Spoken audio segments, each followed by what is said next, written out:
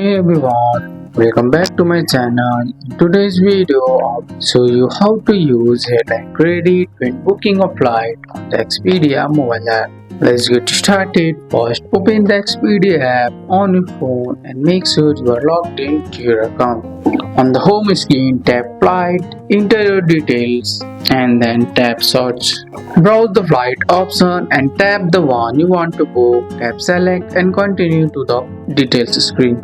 Now here is the key part. Airline credit aren't always entered directly in the Expedia. Usually after you book the flight on the Expedia, you will need to contact the airline directly or use their website to apply your airline credit. However, if the airline allows you to use credit during booking on Expedia, you might see an option on the payment screen that says apply airline credit or something similar. If you see it, select it and enter the credit details. If you used airline credit during booking, the total amount will be updated. Fill in any remaining payment info and tap book now or complete purchase, and that's it. Using airline credit with Expedia on your phone can take a couple of steps, but it's totally help.